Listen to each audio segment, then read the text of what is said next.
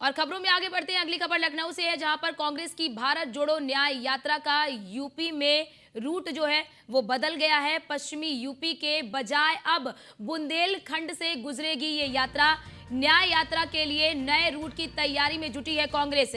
16 से 21 फरवरी तक यूपी में रहेगी राहुल गांधी की भारत जोड़ो न्याय यात्रा। यूपी से 21 फरवरी को मध्य प्रदेश पहुंचेगी ये न्याय यात्रा। आरएलडी के गठबंधन से अलग होने के बाद रूट में ये बड़ा बदलाव किया गया है। ये बड़ी खबर आपको बता दें कि यूपी में भारत जोड़ो न्याय यात्रा के रूट में बदलाव किया गया है।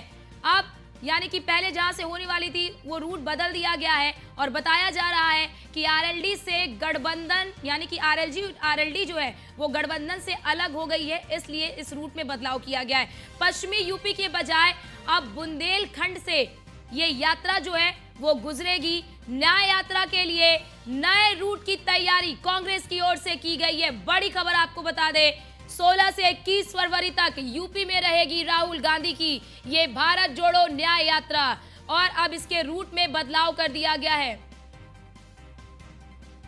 और हमारे साथ हमारे संवाददाता अश्वनी हमारे साथ लाइव जुड़ चुके हैं। अश्वनी, ये आरएलडी के गठबंधन से अलग होने के कारण हुआ है या फिर कारण कुछ और है?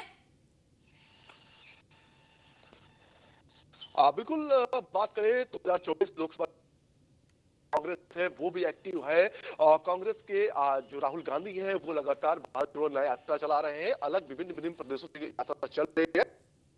इसमें 16 तारीख करना था, लेकिन उससे पहले कहीं ना कहीं जो अलग थलग प्रक्रिया चल रही है। हालांकि अभी आधिकारिक ऐलान आरएलडी ने जो है गठबंधन से अलग होने का नहीं किया है, लेकिन जिस तरीके से पूरा कार्यक्रम चल रहा है, जिस तरीके से लग रहा संभावना है कि जल्दी आज ही इसकी घोषणा हो सकती है कि आरएलडी जो है वो भारतीय जनता पार्टी के गठबंधन एनडीए गठबंधन के साथ जाए। तो ऐसे में कहीं ना कहीं पश्चिमी उत्तर प्रदेश में आरएलडी के बूते पर ही कांग्रेस कुछ ना कुछ बेहतर करना चाह रही थी, लेकिन अब कहीं ना कहीं उस चीज को अलग होकर के अब कुछ नया करने जा रही है कांग्रेस। अब जो है पश्चिमी उत्तर प्रदेश बजाय राहुल गांधी की जो भारत जोड़ो न्याय यात्रा है वो अब बुंदेलखंड होते हुए सीधे मध्य प्रदेश में इंटर करेगी। 16 से लेकर के 21 तारीख तक ये यात्रा जो है उत्तर प्रदेश में रहेगी। राहुल गांधी उत्तर प्रदेश में रहेंगे और 21 तारीख को शाम को ये मध्य प्रदेश में एंटर कर जाएगी। तो निश्चित तौर पर ऐसे में कहीं ना कहीं कहा जा सकता है कि बुंदेलखंड पर अब कहीं ना कहीं कांग्रेस फोकस करने जा रही है और बुंदेलखंड में उसको संभावनाएं ज्यादा नजर आ रही। अगर 2014 से पहले देखें तो निश्चित तौर पर बुंदेलखंड एक कहीं ना कहीं कांग्रेस के लिए हब रहा था। कांग्रेस को अच्छी खासी सीटें वहां से मिली थी। तो ऐसे में कहीं ना कहीं संभावनाएं अभी भी कांग्रेस ने बरकरार रखी है और बुंदेलखंड के सहारे अब कहीं ना कहीं राजनीति करना चाहती है, क्योंकि बुंदेलखंड अपने आप में खुद में एक मुद्दा है। वहां की व्यवस्थाएं एक मुद्दा है, वहां की समस्याएं एक मुद्दा है और कहीं ना कहीं कांग्रेस इसी चीज का फायदा उठाना चाहती है, इसी मुद्दे को उठाना चाहती है और उसी के सहारे 2024 का लोकसभा चुनाव लड़ना चाह रही है। जी अश्विनी, एक बड़ी बात देखिए कि बीजेपी की रणनीति की अगर हम बात करें तो बीजेपी वहां पहले गोल सेट कर रही है जहां पर वो कमजोर थी। खासतौर से पश्चिमी यूपी की बात कर ले, वही कांग्रेस की बात कर ले तो कांग्रेस की जैसा कि आपने बताया कि बुंदेलखंड में कहीं ना कहीं उसे जीत लग रहा है कि ज्यादा उसे मिल सकती है। तो ऐसे में कांग्रेस की रणनीति ये है कि जहां पर उसकी स्थिति थोड़ी बहुत मजबूत है वो वहीं पर स्थिति को मजबूत करने की कोशिश कर रही है। और जरा ये भी जानकारी साझा करिए कि इस भारत जोड़ो न्याय यात्रा में कौन कौन यूपी से शामिल हो सकता है बड़ा नेता?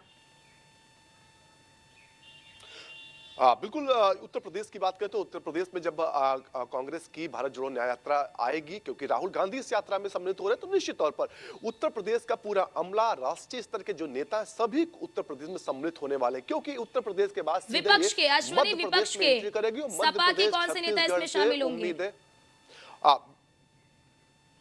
बिल्कुल। जब ये न्याय यात्रा अमेठी और रायबरेली पहुंचेगी उस दौरान अखिलेश यादव के इस यात्रा में शामिल होने की पूरी संभावना है, क्योंकि अखिलेश यादव ने कुछ दिन पहले ही एक लेटर जारी करके शुभकामनाएं दी थी और कहा था कि अमेठी रायबरेली में जब न्याय यात्रा पहुंचेगी राहुल गांधी तो उसमें सम्मिलित होंगी। लेकिन दूसरी ओर एक और खेल अंदर खाने में चल रहा वो ये है कि जो कांग्रेस है आरएलडी की समाजवादी पार्टी से अलग होने के बाद अब दबाव बना रही। 20 सीटों की लगभग सीटें हैं जिनकी लिस्ट बनाकर के कहीं ना कहीं सपा सुप्रीमो को पहुंचाई गई है। वो सीटें हैं जहां पर कांग्रेस अपनी दावेदारी कर रही है। 2014 या 2019 का चुनाव हुआ था, उसमें कांग्रेस ने कुछ बेहतर परफॉर्मेंस किया था, जहां से उम्मीदें कांग्रेस को है उनकी लिस्ट बनाकर बाकायदा अखिलेश यादव को दे दी गई है।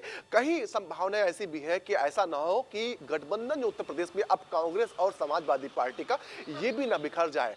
क्योंकि कांग्रेस भी अब कहीं ना कहीं चढ़ के बोल रही है। जिस तरीके से जो आरएलडी उनसे अलग थलग होने की पूरी कगार पर है, तो ऐसे में कहीं ना कहीं कांग्रेस अब दबाव की राजनीति खेलना चाहती है और कांग्रेस उसी राजनीति के तहत अखिलेश यादव दबाव बनाना चाहती है। हालांकि अगर पुरानी स्थिति रहती है तो अखिलेश यादव जो है वो जो रायबरेली और अमेठी में यात्रा के दौरान सम्मिलित हो सकते हैं और अपना समर्थन इस यात्रा को दे सकते हैं। जी अश्विनी, जरा ये भी बताइए कि भारत जोड़ो यात्रा तो हमने देखा कि उसका प्रभाव तो दक्षिण में देखने को मिला, लेकिन भारत जोड़ो न्याय यात्रा से क्या कांग्रेस को यूपी में सफलता मिलेगी? बिल्कुल, अगर बात करें उत्तर प्रदेश में कांग्रेस की स्थिति पिछले 2 दशकों से खराब है। यहाँ पर कांग्रेस के लिए कुछ बेहतर नहीं हो रहा है। पिछला चुनाव अगर विधानसभा की बात करें 2017 का हुआ था, उसमें 5 सीटें कांग्रेस के पास थी, लेकिन 2022 का विधानसभा चुनाव हुआ उसमें महज 2 सीटों पर कांग्रेस सिमट गई। लोकसभा की अगर बात करें, लोकसभा 2014 में 2 सीटें कांग्रेस के पास थी, लोकसभा 2019 में मात्र 1 सीट कांग्रेस के पास बची थी। तो ऐसे में उत्तर प्रदेश में पहले से ही कांग्रेस की ज्यादा कुछ बेहतर परिस्थिति स्थित नहीं है। कांग्रेस को भी बखूबी पता है, इसीलिए उत्तर प्रदेश में कांग्रेस पसीना नहीं बना चाहती। जहां पर मजबूत स्थिति में है, चाहे छत्तीसगढ़ की बात करें, राजस्थान की बात करें, मध्य प्रदेश, हिमाचल प्रदेश, तमाम ऐसे राज्य हैं जहां पर कुछ बेहतर कर सकती है, वहां पर कांग्रेस जरूर एक्टिव नजर आ रही है। उत्तर प्रदेश में उसको लग रहा है कि जो सीटें जीत जाएंगे जी बिल्कुल बिल्कुल बिल्कुल अश्विनी, अब देखना यही होगा कि भारत जोड़ो न्याय यात्रा का कितना असर यूपी में देखने को मिलता है। फिलहाल आपका बहुत बहुत शुक्रिया हमारे साथ तमाम जानकारी साझा करने के लिए।